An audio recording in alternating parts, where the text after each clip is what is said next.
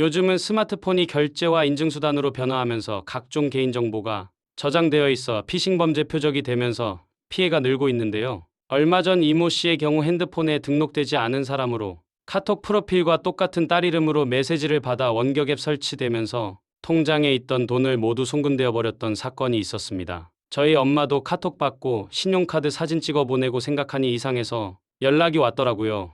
신용카드 분실 신고해서 예방할 수 있었어요. 그 후 개인정보 유출 예방 알아보다가 아니 왜 나만 몰랐던 거지 싶은 설정 4가지 여러분에게도 알려드릴게요.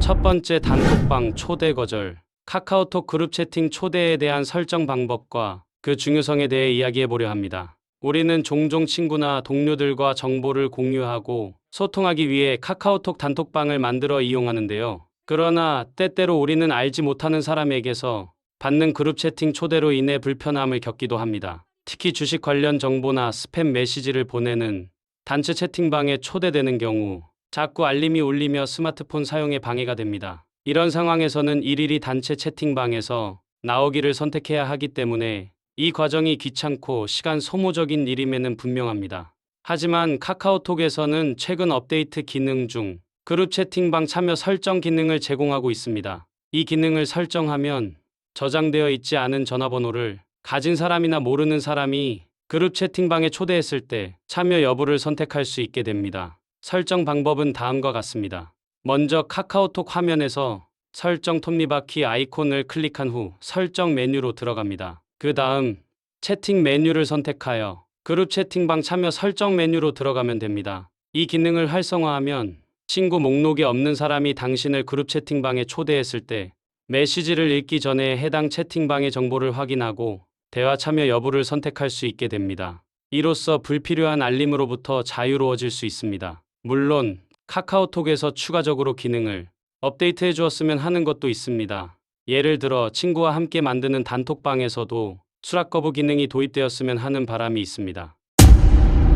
두 번째, 문자 스팸 자동 다운로드. 스팸 문자와 이로 인한 개인정보 노출 위험성, 그리고 이를 방지하기 위한 문자 애플리케이션 설정 방법에 대해 알아보려 합니다. 생활 속에서 다양한 택배, 결제, 문자 메시지를 받아볼 때가 많습니다. 그러나 이 중에는 원하지 않는 스팸 메시지도 포함되어 있습니다. 스팸 메시지는 끊임없이 진화하고 있습니다. 과거에는 단순한 광고나 판매 관련 내용이었다면 요즘에는 택배나 결제와 관련된 문자로 변장하거나 심지어 공공기관 로고를 이용해 보다 신빙성 있게 보이는 경우가 많습니다. 이런 스팸 메시지는 사용자의 신뢰를 이용하여 개인정보를 빼내거나 악성 코드를 설치하는 등의 위험성을 내포하고 있습니다. 이런 위험성을 최소화하기 위해 우리는 문자 애플리케이션의 설정을 변경할 필요가 있습니다.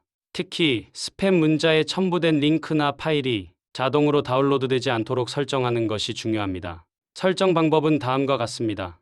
먼저 문자 애플리케이션을 실행하고 화면 상단의 좌측에 위치한 점 3개를 선택합니다. 그 다음 설정 메뉴로 이동한 후 추가 설정을 클릭합니다. 이어서 멀티미디어 메시지를 선택하면 내용 바로 보기 또는 자동 다운로드 기능을 끄는 옵션이 나타납니다. 이 설정을 통해 스팸 문자에서 온 링크나 파일이 자동으로 다운로드되는 것을 막을 수 있습니다. 이로써 개인정보 노출 위험성을 크게 줄일 수 있게 됩니다. 스팸 문자의 진화에 따라 우리의 대응도 변해야 합니다. 스팸 문자로 인한 피해를 최소화하고 안전한 스마트폰 사용을 위해 이러한 설정 변경을 꼭 해보시기를 권장합니다.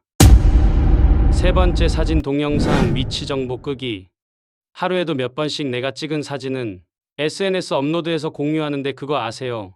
SNS에 올린 사진 한 장으로 위치 추적을 할 수 있습니다. 사진 한 장에는 생각보다 많은 정보가 담겨 있습니다. 스마트폰으로 찍은 디지털 사진 안에는 여러 데이터가 숨겨져 있는데요. 대표적인 예가 사진을 찍은 날짜와 시간 위치입니다. 이렇게 디지털 사진 속에 저장된 여러 가지 데이터는 EXIF라는 파일 형식을 담겨 있어요.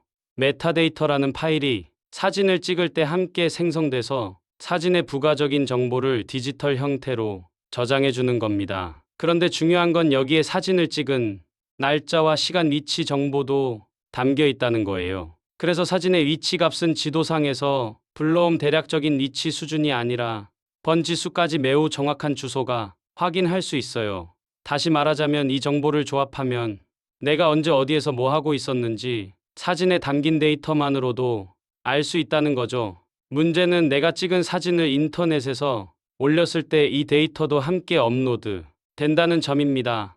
메신저로 사진을 보낼 때도 마찬가지고, 물론 잘 활용하면 옛날 사진을 보면서 추억을 되살리는 것처럼 유용하게 쓸 수도 있지만요. 내가 올린 사진을 통해 집이나 회사, 학교 등 개인정보가 노출될 수도 있다는 걸 알고 있어야 합니다. 그래서 전문가들은 직접 찍은 사진을 인터넷에서 올릴 때 주의해야 한다고 말하는데요. 프라이버시가 여러 가지로 악용될 소지가 많고, 사진을 업로드하고 싶은데 위치 정보 같은 걸 노출하고 싶지 않다. 정보 삭제한 다음에 업로드하세요. 특히 불특정 다수가 볼 수 있는 전체 공개 설정으로 올릴 때는 위치 정보를 삭제하는 게 좋다고 함.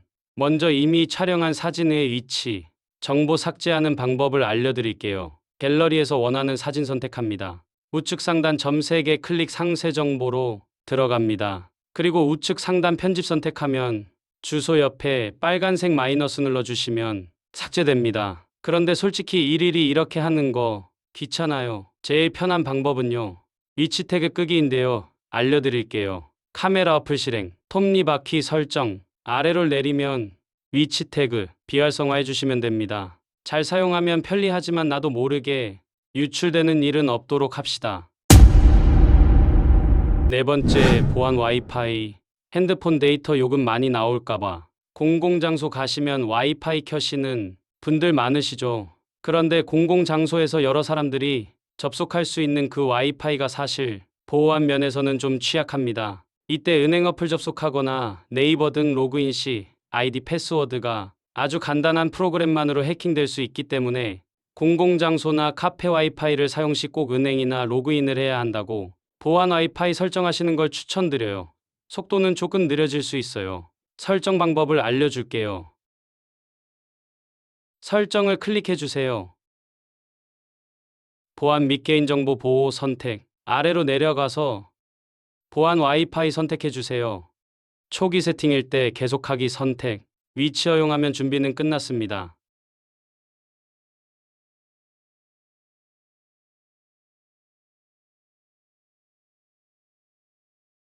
보호를 클릭하면 보안 와이파이가 실행됩니다.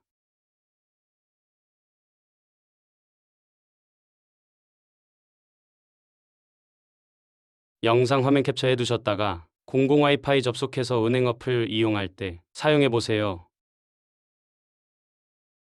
긴 영상 시청해 주셔서 감사합니다. 필요한 정보는 다시 보기로 천천히 따라 설정해 보세요. 도움이 되셨다면 좋아요, 구독 부탁드려요.